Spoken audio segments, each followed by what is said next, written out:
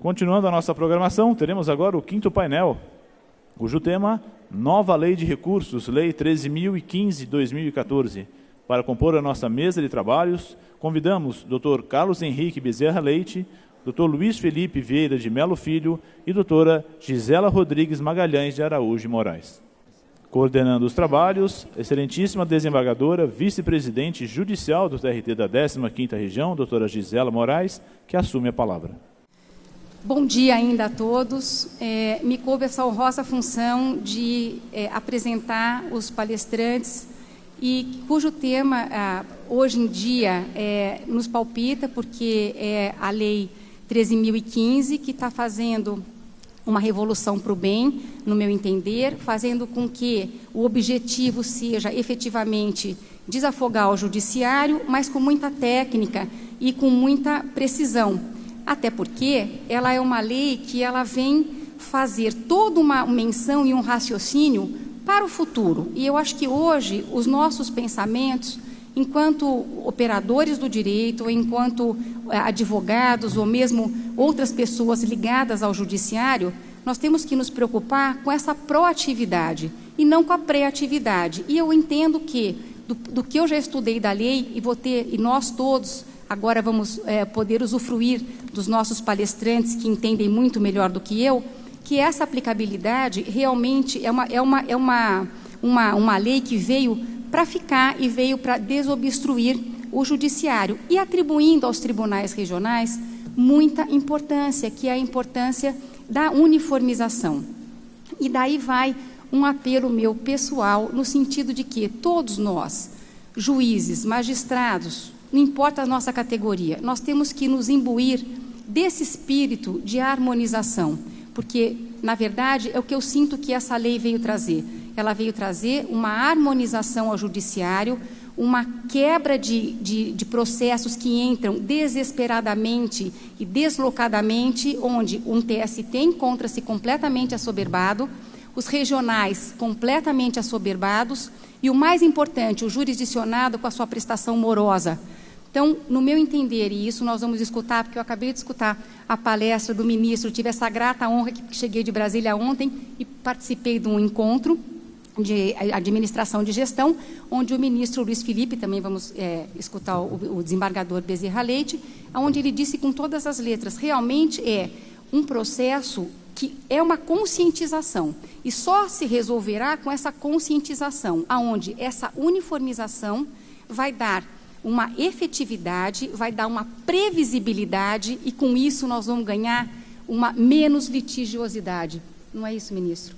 A intenção, essa sequência que eu guardei, que Vossa Excelência falou e eu achei que foi extremamente pertinente.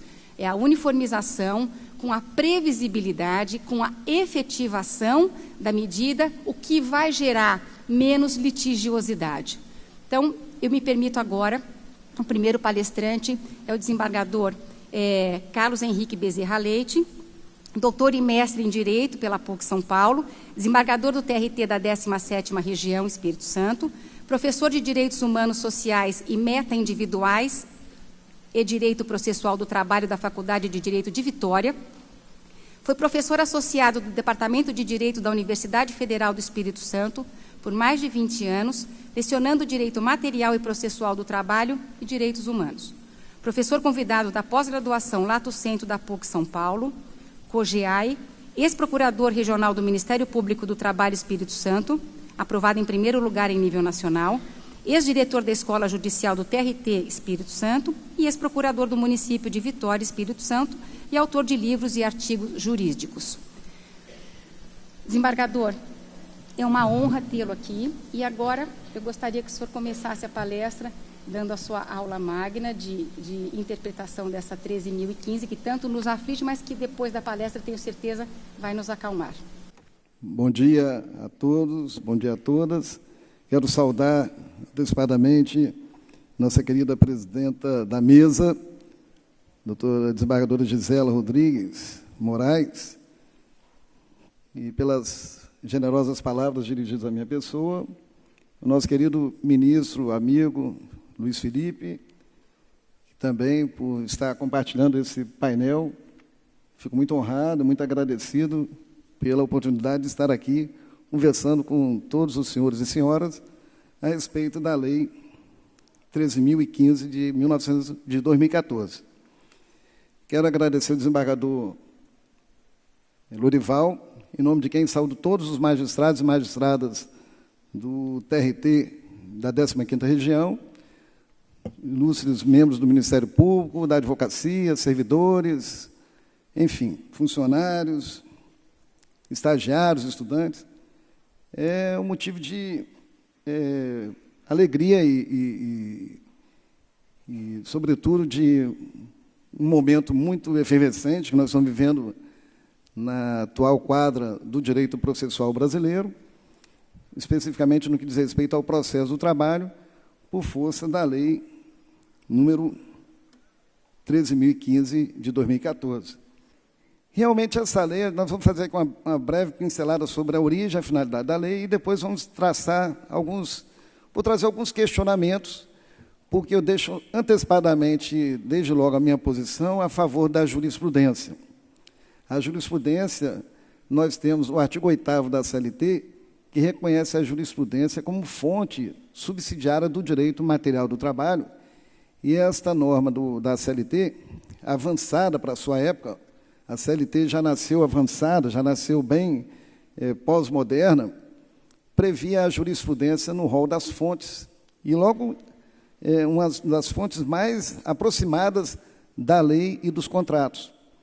De modo que essa disposição também pode ser aplicável ao direito processual, porque, afinal de contas, não há tanta distinção entre o direito material e o direito processual, porque tudo está dentro da ciência do direito, tudo faz parte desse conjunto que nós chamamos e resolvemos denominar de ordenamento jurídico.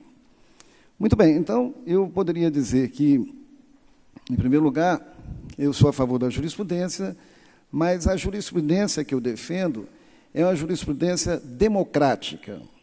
Vale dizer, uma jurisprudência que seja gestada com a participação aberta de todos os atores jurídicos, políticos, sociais e econômicos que vão, ao fim e ao cabo, ser os destinatários dessa jurisprudência. Uma experiência lá do TRT do Espírito Santo, por exemplo, que é uma experiência que eu acho que deveria ser divulgada, é que os desembargadores e juízes de primeiro grau se reúnem na escola judicial com temas previamente já preparados, e nós debatemos os temas e lá nós aprovamos a jurisprudência. Uma jurisprudência, portanto, dialogada, e certamente será muito mais fácil, mais palatável, até mesmo para a gente abrir mão de nossas vaidades, nossas idiosincrasias pessoais, em prol de um entendimento uniformizado. Então, em primeiro lugar, eu destaco que eu defendo esse tipo de jurisprudência. No Estado democrático de direito, eu acho que o direito tem que ser dialogado. O diálogo tem que ser permanente. Não só das decisões entre os julgados, os tribunais, mas também com a sociedade. Aí eu defendo, inclusive, a participação do amicus curiae para a formulação da jurisprudência. Há uma tendência no novo CPC nesse sentido, inclusive o amicus curiae previsto como uma modalidade de intervenção de terceiros. Mas eu chamaria a atenção para esta lei 13.015, no que diz respeito, eu vou trabalhar aqui sua origem, a sua finalidade, a sua justificativa. Essa lei nasceu de um projeto de lei, 2214, de 2011, do deputado Valtenir Pereira, do PSB de Mato Grosso, e ela nasceu, segundo a justificativa do projeto de lei, no gabinete do então ministro, meu grande confrade da Academia Brasileira de Direito do Trabalho, ministro João Oreste Dallazen. E foi esse debate que houve com o ministro Dallazen que o ministro levou o projeto, o germe ali, desta lei. Portanto, assim, essa lei não houve um diálogo com os tribunais regionais, nem com os juízes de primeiro grau. A lei, na verdade, surgiu no âmbito do TST. Então, a primeira preocupação que eu tenho é com relação à gestão democrática, porque o próprio CPC atual, vejam bem, no âmbito do processo civil, onde há muito mais formalismo, etc., houve um debate amplo. O Senado abriu o debate para todo mundo participar, quem quisesse participar, dando mensagens. Eu mesmo tive a oportunidade, a ANAMATRA, as várias associações de classe, debateram, vários, artigo por artigo, inclusive, do novo CPC. Eu digo toda sorte, eu fico esse registro, porque é importante a gente saber as origens da lei. O direito, a gente não tem muito costume de analisar a origem, a fonte, a história, né? A gente trabalha com de lege lata e não de lege ferenda. E outra coisa, a gente também não trabalha com a lei anteposta, apenas com a lei posta. E é importante, eu acho, talvez, esse dado para poder nós podermos interpretar melhor, talvez, a lei, já que o próprio novo CPC diz que o processo civil, e eu chamo a atenção o processo do trabalho também, há de ser interpretado conforme os valores, as normas, princípios e regras da Constituição Federal. E eu penso que o princípio fundante do nosso sistema é o princípio democrático, sob o qual está o princípio da dignidade da pessoa humana. Então, essa lei, o objetivo, segundo a lei, é assegurar a celeridade, né, a segurança jurídica dos processos, a possibilidade de atualização, aperfeiçoamento do sistema recursal. Tudo isso consta da justificativa do deputado signatário desse projeto de lei. Provocar alterações necessárias e contemplar a hipótese de contrariedade da súmula vinculante do Supremo, porque havia um vazio, realmente. Estabelecer a obrigatoriedade de uniformização de jurisprudência no âmbito dos tribunais regionais. Instituir medidas de celeridade e pela repetição de recurso, etc. Impor sanções e coibir a interposição de recurso. Essa parte não houve nem sequer aprovação, porque houve uma rejeição no próprio parlamento. A possibilidade de instituir multas e medidas sancionatórias para recursos protelatórios, etc. A finalidade da lei, aí podemos dizer que há uma interpretação, entre aspas, autêntica do ministro Dallazen, quando ele era presidente do TST, como eu disse, e ele nos brindou com um belo artigo na revista eletrônica do TRT do Paraná, que está disponibilizada, inclusive, na internet. Eu tive a oportunidade de ver, e ele abre um capítulo nesse artigo, dispondo sobre a finalidade da lei. Deixa lá bem claro, eu acho que é importante isso.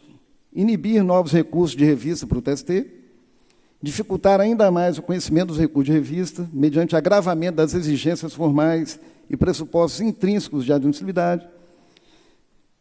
Diz lá no artigo, Sua Excelência, que não é uma lei, pois, que se preocupe com todo o sistema recursal trabalhista. Também é a finalidade corrigir grave disfuncionalidade que se observa na atuação do TST, no julgamento dos recursos de revista. Ainda segundo o memorável artigo, uniformizar a jurisprudência entre TRTs e não a jurisprudência interna no âmbito do mesmo TRT, compelir os TRTs a uniformizar a jurisprudência interna, atribuir novo papel e responsabilidades aos TRTs na construção e preservação da própria jurisprudência e fortalecer o papel do TST como construtor da jurisprudência nacional por meio de julgamentos dos recursos de revista repetitivos selecionados. Esses, portanto, são a origem, os objetivos e as finalidades da nova lei. Só que, nesse meio tempo, surge o CPC. Essa lei o embrião dela é anterior ao CPC. Tanto é que ela faz referência ao CPC de 73. Perdão. Mas surge o CPC de 2015, que vai entrar em vigor no dia 16 de março de 2016. E o novo CPC, que vai ser muito objeto de muito debate, certamente, ele prevê a sua aplicação supletiva e subsidiária no tocante às lacunas existentes nos processos administrativo, trabalhistas e eleitorais. Então, aí vai surgir muita discussão sobre o que é a aplicação supletiva e a aplicação subsidiária. Já se acena que alguns já sustentam até que houve revogação do artigo 769 da CLT por incompatibilidade. Eu não sustento isso, deixo logo claro.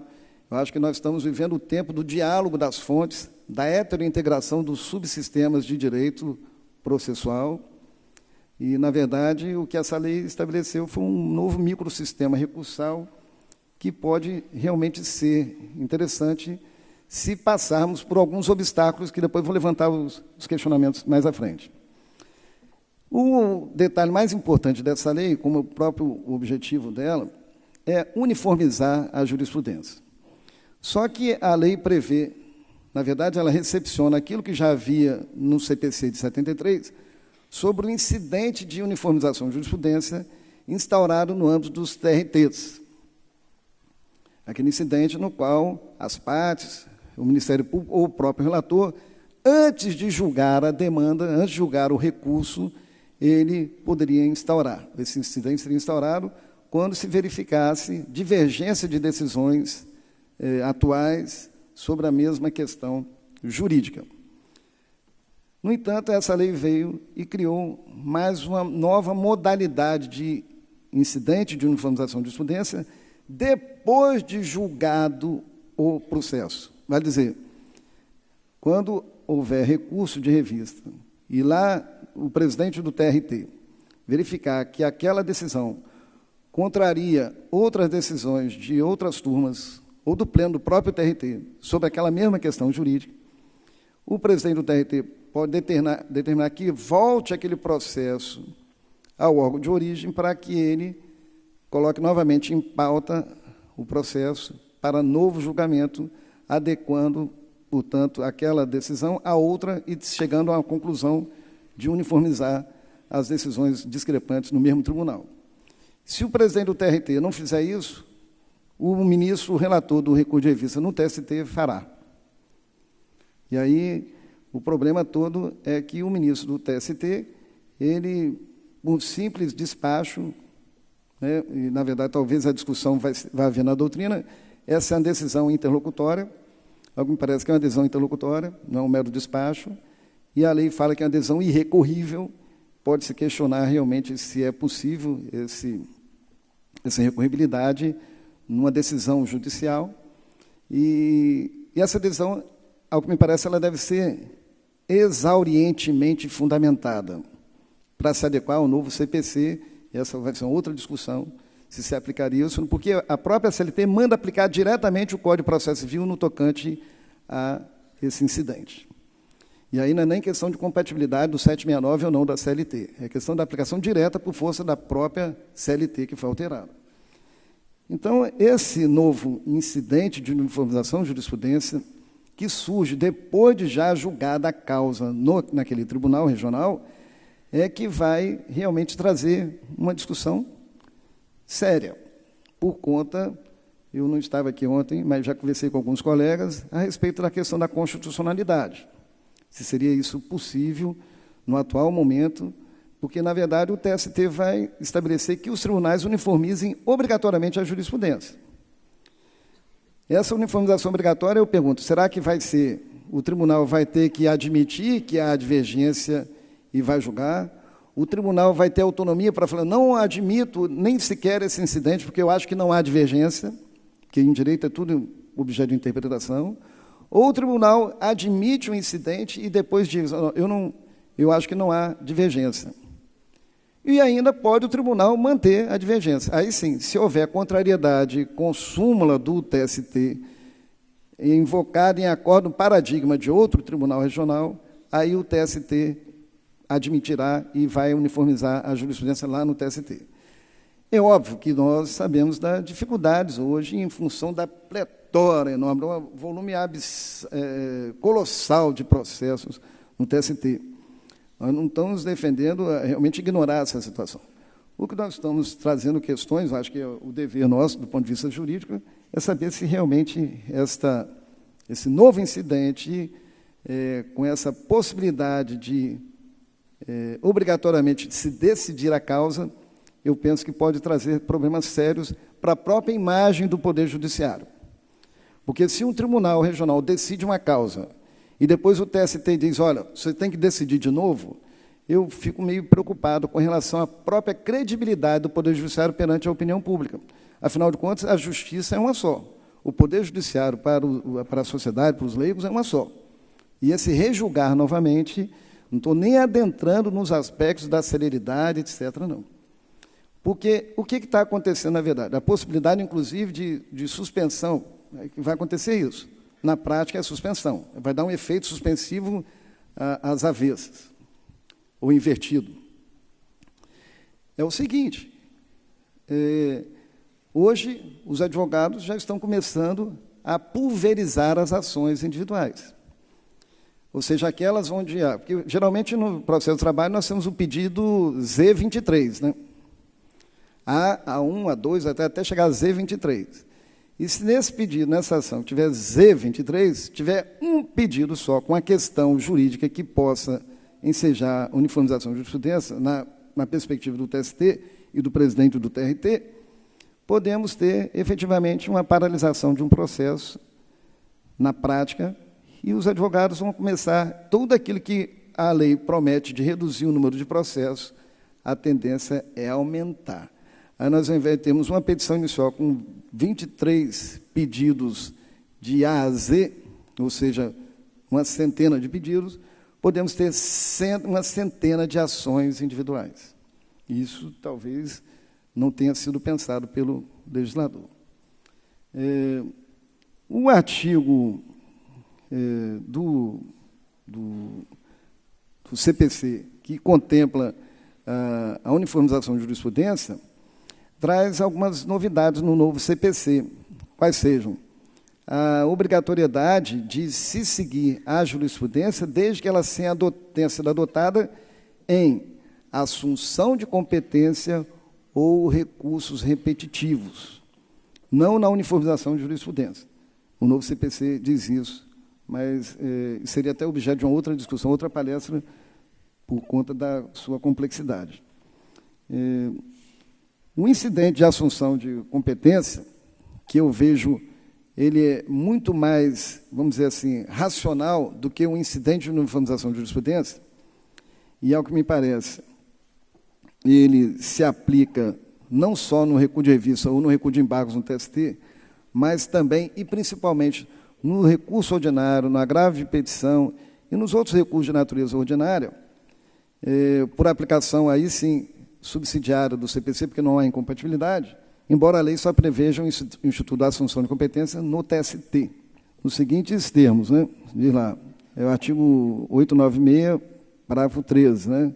Dada a relevância da matéria por iniciativa de um dos membros da SDI, aprovado pela maioria dos integrantes da sessão, o julgamento poderá ser afetado ao Tribunal Pleno. Ou seja, um incidente de assunção de competência. A grande vantagem desse incidente é que ele pode atuar de maneira preventiva. Ele pode, portanto, nesses casos de alta relevância, com grandes repercussões, um incidente de assunção me parece preferível ao incidente de uniformização de jurisprudência. E, portanto, não há uma preocupação no tocante ao incidente de assunção de competência nos tribunais regionais. Eu acho que poderia avançar a lei, já que ela cuidou da uniformização, porque o incidente de uniformização também é uma das espécies de uniformização de jurisprudência. Só que eu penso que ele é muito mais racional por conta dos seus efeitos. O novo CPC, inclusive, prevê que a decisão tomada no incidente de assunção de competência é vinculante.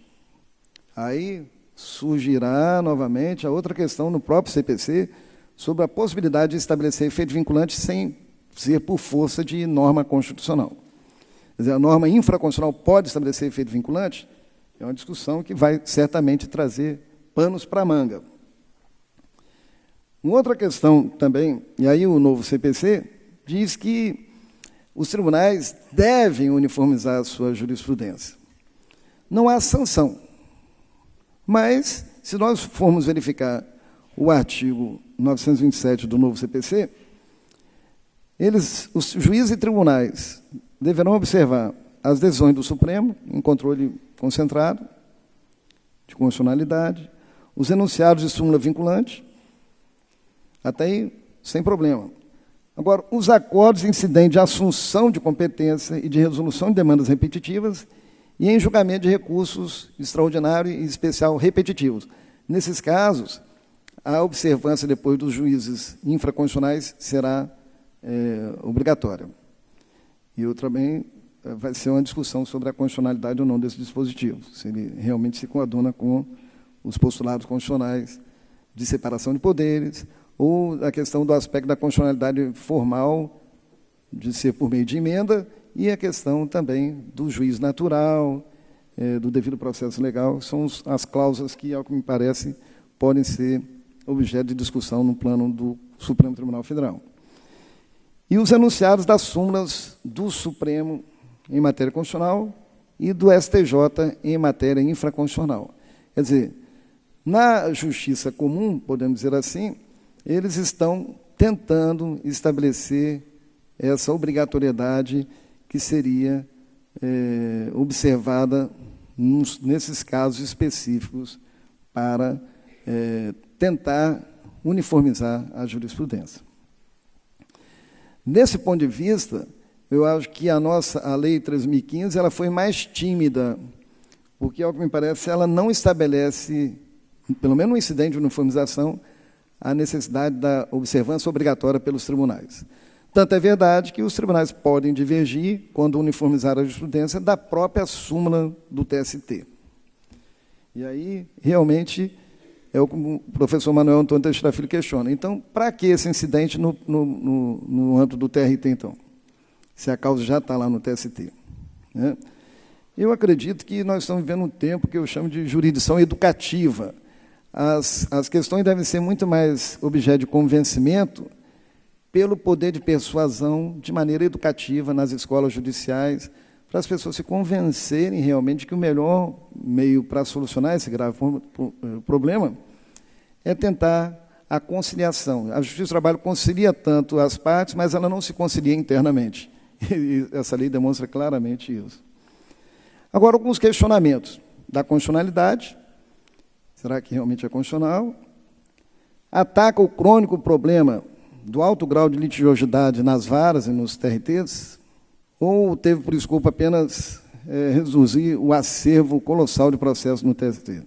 E detalhe, em 2014, dos 320 mil processos no acervo do TST, já deve ter baixado isso, certamente, 55 mil, pelo que eu pesquisei, versavam só sobre horas extras, ou seja, matéria que não tem jeito de uniformizar. Matérias praticamente assim, que são muitos detalhes e questões que impossibilitam praticamente a uniformização.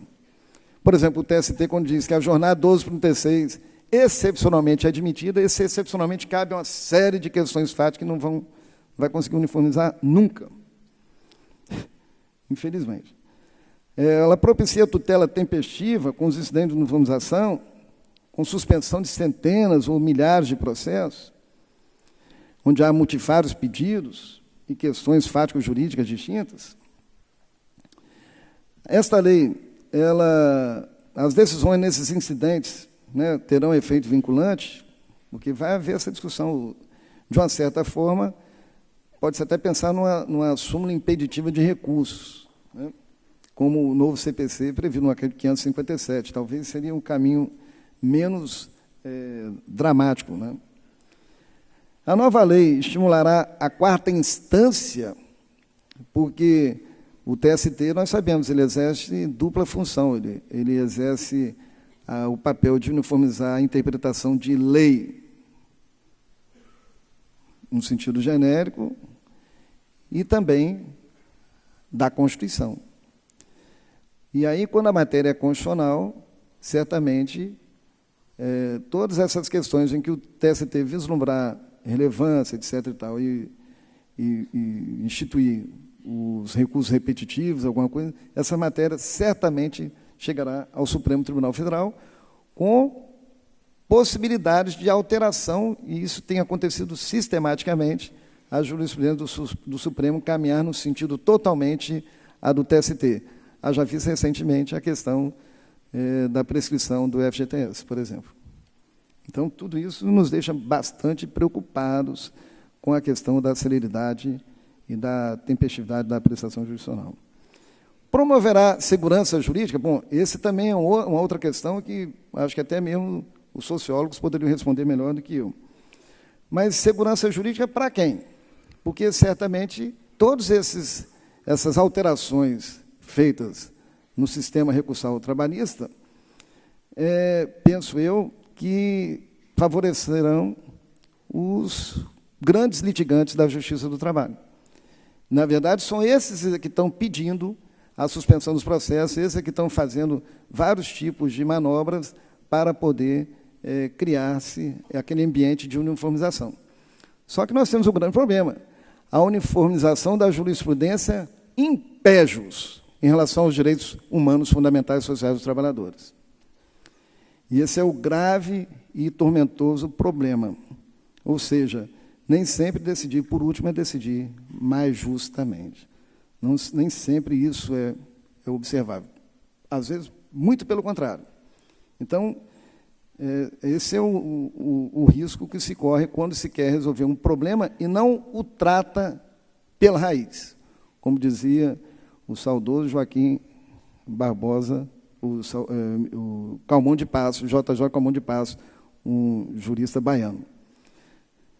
Toda essa situação criada pela lei não vai nos problemas efetivos, que é o descumprimento generalizado que existe no nosso ordenamento jurídico brasileiro. Nós temos a cultura do descumprimento da legislação. E, na verdade, essa cultura do descumprimento da legislação, a meu ver, poderia ser, pelo menos, enfrentado por meio da coletivização das demandas. Ou seja, nós temos que a abertura do judiciário é que tem que ser coletivizada. O que essa lei pretende? Ela quer coletivizar na saída. Em outras palavras, a coletivização não vem de baixo para cima com essa lei, ela vem de cima para baixo, como se pudesse criar uma base de uniformização, quando as próprias ações coletivas, as sentenças de procedência, produzem coisa julgada erga omnes. E caberá a cada titular do direito material, efetivamente, na fase de liquidação e execução, demonstrar, né, o quid debeato, o quantum debeato, o quod debeato, ou seja, as situações que vão ensejar a titularidade daquele direito reconhecido na sentença coletiva.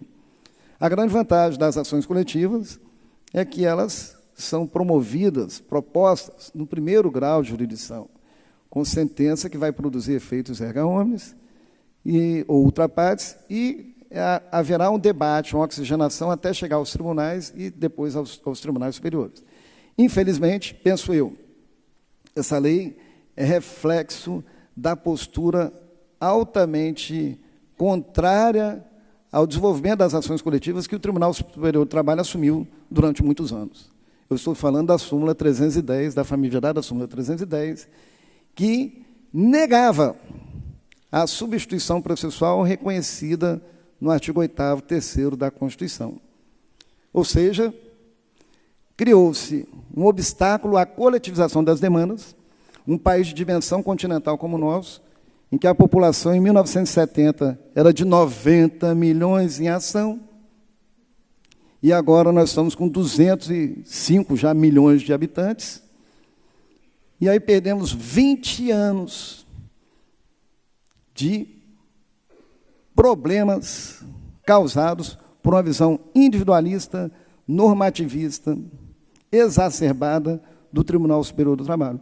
Aí vem minha crítica realmente a forma de tentar solucionar o problema. Ao invés de se estimular a coletivização das demandas, no primeiro grau, com amplo debate, com um diálogo franco, com a participação de amicus curiae, Ministério Público do Trabalho, que deve atuar nessas ações obrigatoriamente por força do artigo 92 do Código de Defesa do Consumidor, do artigo 5º, parágrafo 7º da Lei da Ação Civil Pública, o que nós estamos assistindo exatamente é uma jurisprudência defensiva, importando o modelo de common law, de precedentes judiciais, e tentando-se, de qualquer maneira, ou seja, criar o direito de cima para baixo. Isso me deixa muito preocupado, principalmente porque nós estamos vivendo o Estado democrático de direito. Será que essa nova lei ela vai realmente estimular a pulverização de ações individuais? E ela, na verdade, vai acabar criando problemas sérios de aumento de quantidade de demandas individuais? Será? Eu tenho muita preocupação. Ontem eu estava conversando com meu assessor lá em Vitória, ele tem feito concurso para juiz e tudo, em alguns lugares aí, os advogados já estão separando as petições todas e entrando com várias ações individuais. Ou seja, eles não sabem nem se vai haver incidente, então, toda a matéria hoje, uma tendência de se tentar adotar a jurisprudência defensiva, Eu não vou mais amolá-los, porque eu só queria aqui, se os senhores me permitissem, eu até falei com uma colega ali que eu estou meio fanhoso, eu estava meio rouco, mas não posso deixar aqui de cantar uma melô, que eu tenho chamado de melô do PJE. Como uniformizar a jurisprudência com a atual PJE. Aí eu canto a melô do PJE, se for possível aqui, só para cantar e terminar, porque o nosso querido ministro já tem que falar aqui, eu estou fazendo um contraponto para divergir, senão não faz sentido num congresso. Essa é a melô do PJE. Só para relaxar.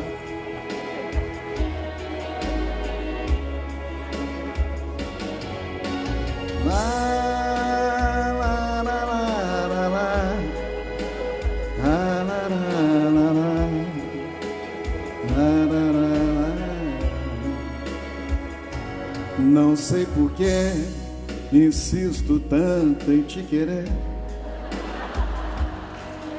se você sempre faz de mim o que bem quer. Se ao teu lado sei tão pouco de você, é pelos outros que eu sei quem você é. O pessoal da TI, eu sei de tudo, com quem andas, aonde vais, mas eu disfarço meu ciúme mesmo assim, pois aprendi que o meu silêncio vale mais, e desse jeito eu vou trazer você pra mim. E como prêmio eu recebo teu abraço, subornando o meu desejo tão antigo, e fecho os olhos para todos os teus passos, me enganando. Só assim somos amigos. É PJE, é PJE, é PJE. Nós somos cúmplices, nós dois somos culpados. No mesmo instante em que teu corpo toca ao meu, já não existe nem o certo nem o errado, só o amor que por encanto aconteceu. Já somos cúmplices porque é PJE, mas eu disfarço meu ciúme mesmo assim, pois aprendi que o meu silêncio vale mais, e desse jeito eu vou trazer você pra mim. Por quê? E como prêmio eu recebo teu abraço, subornando o meu desejo tão antigo, e fecho os olhos para todos os teus passos, me enganando. Só assim somos amigos. É PJE, é PJE, é PJE. A petição some de repente. É PJE. Não tem ajuda, não tem pendências. PJE, é PJE. Como uniformizar a jurisprudência? É PJE, é PJE. Obrigado, gente. De coração. Muito honrado.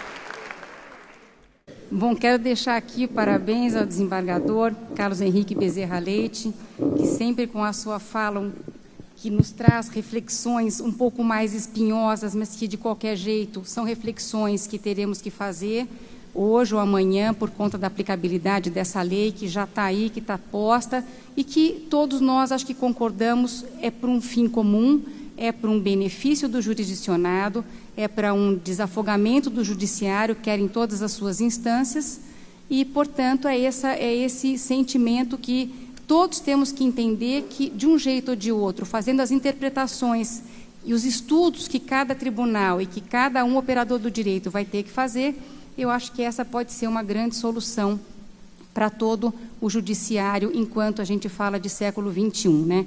Mudar um pouquinho as nossas ideias, mudar um pouquinho essa consciência de juiz singular, principalmente nos tribunais, saber que lá nós somos um colegiado, nós somos juízes plurais, todos por um objetivo comum de dar a segurança para o jurisdicionado, muito embora com as reflexões contrárias do desembargador, para que tudo isso flua melhor e a justiça se desafogue.